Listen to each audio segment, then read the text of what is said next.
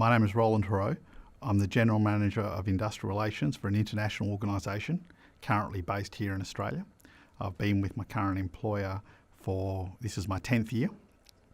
I've worked in the resources industry across Australia for the last 20 years, and construction, mining, oil and gas, and some manufacturing. And I have worked across a number of states and in the South Pacific.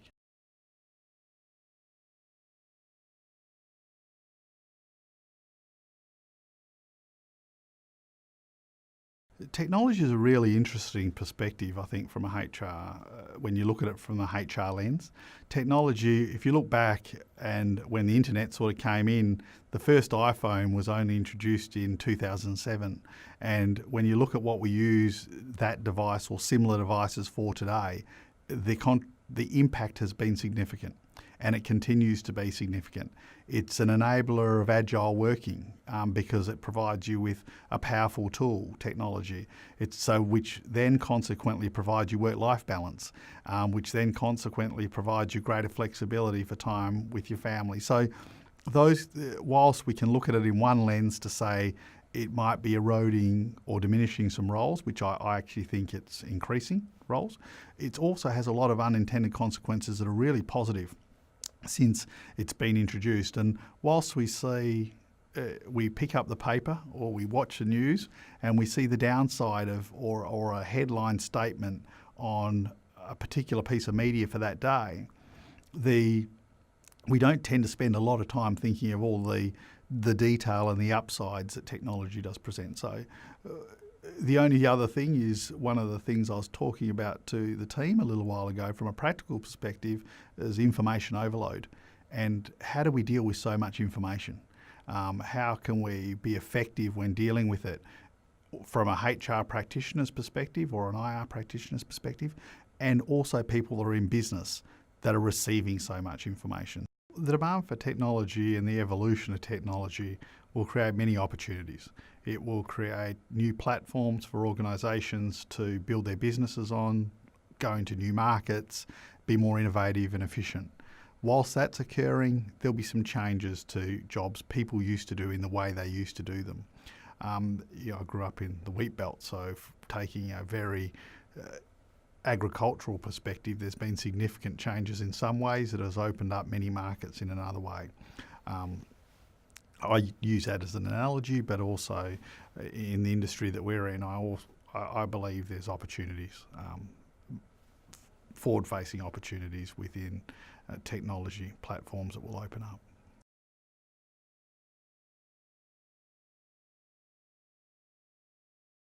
A lot of the discussion at the moment is on automation, is on the capacity for automation to come in and make manufacturing areas more efficient, make workplaces more efficient. You have some mines have semi-driverless mines, and so there'll be a lot of changes in the transport industry. There'll be opportunities, but that might result in an increase in the number of things that are transported and the ability to move things around. There will be some potential changes, I think, in the professional industry, right across the board, cross industries. And that will create, whilst that will have some changes in jobs, there'll be some displacements, but I also think it will create more effectiveness and efficiency and even innovation. So therefore, there's plenty of upside for a place like and a jurisdiction like Australia.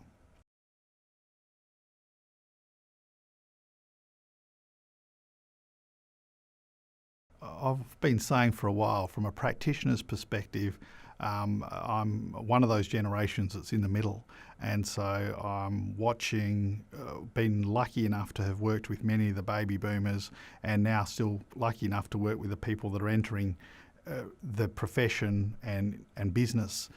You're seeing across a spectrum of people across 4 to 5 generations. So I think from that practical perspective, I think everybody has a lot to give.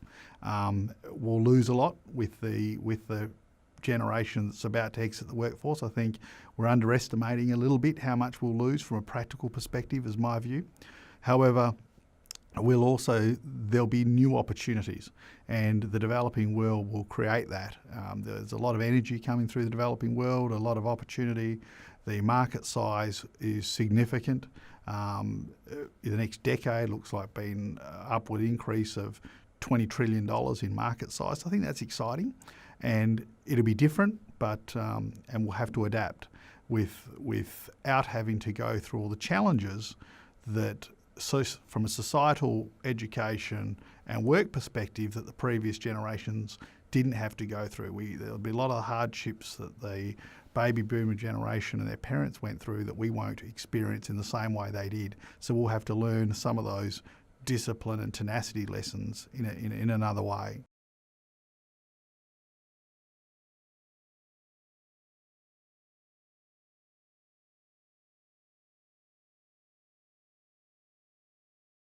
If that pool is willing to move, and I think that pool size is willing to move and are able to move through immigration laws on a global basis, that will open up it will make talent more mobile on a global basis. So I think that's a positive from my perspective.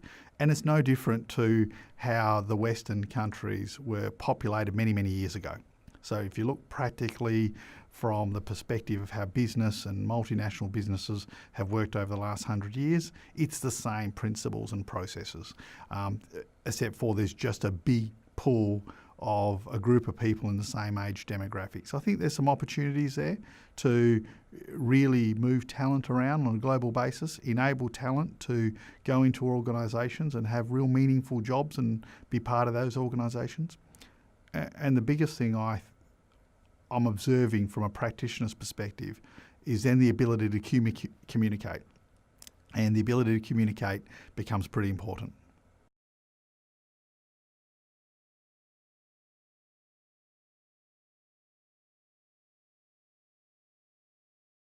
I've been around workforces and workplaces, especially here in Australia, that has had a lot of union interface and interaction. I don't class myself as a specialist from a practitioner in that perspective, but I've seen a little bit of it. And my observation is it's changing, and it has changed from a workplace and society perspective. And the facts and the math says there's been a decline. I think it's levelled out a little bit. It feels like it's levelled out. There are pockets of high collectivism and unionism.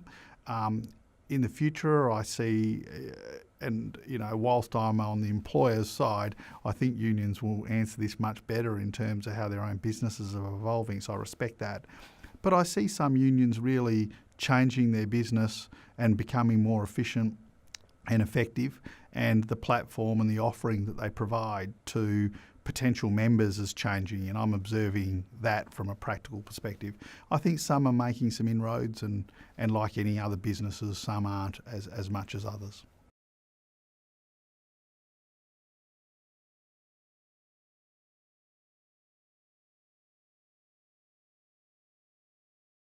Enterprise bargaining is a big topic right at the moment on a national basis, and we can't forget that it's worked in a lot of enterprises for a while, and it has worked.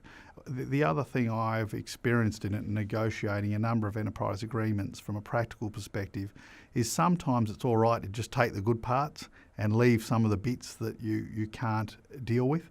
My experience has been, and I've from a really sitting down with a group of people sometimes, is, well, why don't we just apply Pareto's rule and take the 80% we can all agree on, and sometimes it just makes sense to agree on the 20% at another point in time. So the practicality of enterprise bargaining, it's about putting it into context, and it's about being very practical with it.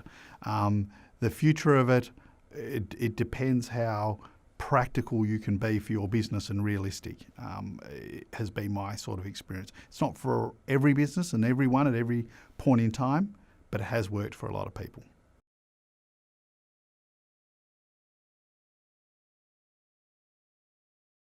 I think HR really becoming more sophisticated through HR certification that RE, in conjunction with a lot of the universities, are putting into place will help Australian HR stand at the forefront on a global basis. So I think that certification is very important. I think that HR is at the big table, and depending upon what business you're in depends upon how effective that is. Some people, like anything, some people do things well, and some businesses do things well, and others have improvement opportunities. So HR is there on a global basis. The population size globally will increase to somewhere around 8 billion people. So there'll be a lot of societal changes and pressures that HR will work with businesses and society on to contribute positively to. So from that perspective, I think HR has a big future in front of it.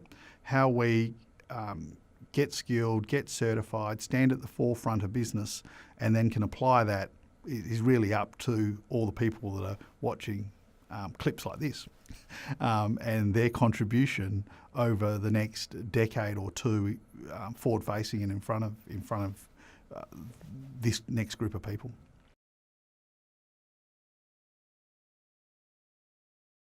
Absolutely. There are times, if we look back, just before the 2007 Australian elections, word on the street was IR was towards the end. And then we look forward and we had the biggest changes in 2009 with the Fair Work Act that we've had and the changing of some 3,000 awards down to the 130, 40 odd awards. That's one of the biggest changes in 80 years. And only 2 or 3 years earlier it was talked about as if it was finished. So I think IR has a long way to go in the future. Also, I think as the developing world emerges and develops, I think those societies will start to put institutions in place that have some rigour and that have some fairness and sense about them. And Australia is a good place to look in terms of a country that has gone through sustained economic development and growth, 20 years of economic upside in the last 20, so recent contemporary performance. So I think there's a lot of things that we've done good that we can transport on a global basis and that others are looking at and will continue to look at. So from that perspective, I think it has a future.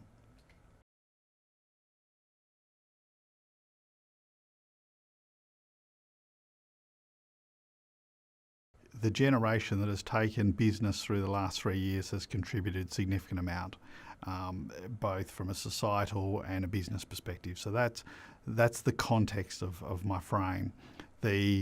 So we'll lose a lot, so I think the recognition that there'll be that loss and how we then skill up and support the next group of people that are going to lead business, captains of industry, and people that will drive business and society for the next 25 years becomes really important. Learning journeys, for me, and realising that it's not a one-time event, it's an ongoing process by which to learn becomes really important. So our contribution to be able to properly and effectively succession plan people, provide people opportunities and enable them to go into those opportunities when at agreed points in time becomes really important. And we see some industries do it very well. And if you're a sports player, I see the AFL, some teams do it very well, and they're very public. The thing that I like about the sports ones is they're very public and you can see them. And the best example is the Sydney Swans Football Club that did it with Paul Roos to a guy called John Longmire, and the most famous one is a guy called Mick Malthouse to Nathan Buckley, the last person that was played in the grand final. So whilst I'm using these sporting analogies, they connect to business and we can learn some lessons from cross industries as opposed to just looking at the way one industry does something. Succession planning is something that you need to, I think organisations prepare for them differently. That's been my observation.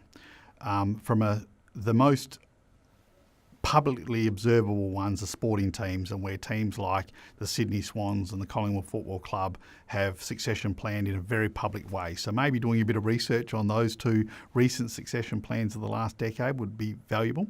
From another business perspective and a general business perspective, other industries, I think having the conversation becomes critical.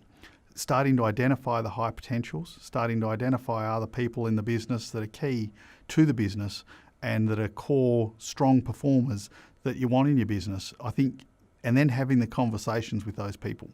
I think that becomes really important. So people sort of know where they stand within the business and they're wanted and that they're needed, and they can see the vision of where the business connects to what they're trying to do personally and individually. That's very powerful for succession planning. It's been my observation and experience, and it enables people to develop and grow and support their learning journey. And those genuine conversations are really important. But then it becomes the most important thing of succession planning that I've ever seen. And this is where the brave stand up in terms of leaders. When it's time to transition out, transition out. And sometimes it doesn't also always suit the leaders. And I've been very fortunate enough in my career where a couple of people have succession planned to me, and I knew that personally it didn't suit them to transition at the time we'd agreed. But they stood up and they did it, and we transitioned. And from that I've gained significantly. And so now what I do is give that back. By when I agree on the time frame, I stick to it because someone is expecting to transition in that time frame. And if that's not negative for the business, or it suits the business, or the business can work with the growth of that person, I think that becomes a critical element for me for succession planning.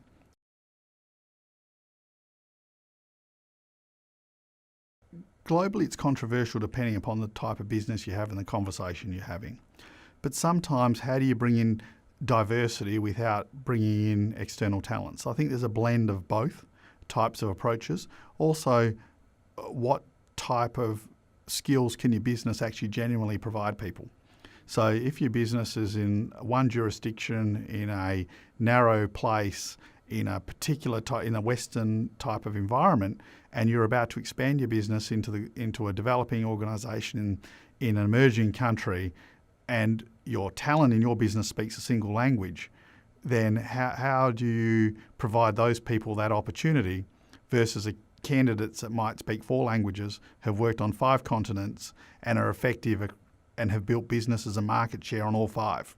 So that's what you really need to have the conversation about as your business. What does a business need? What do we sort of need to do? And are we genuinely supporting our people by putting them in a role where they may not actually be the best candidate by a very, very long way, especially if we're going for market share that those other candidates we don't put into our business go and work for somebody else. So that really becomes a difficult conversation to have practically. So my view on that is there's not really an answer. You have the conversation, you put the points on the board, and then you contemplate it. And there's not really an answer, but at the executive level, you contemplate what the facts are around that conversation, and that becomes powerful.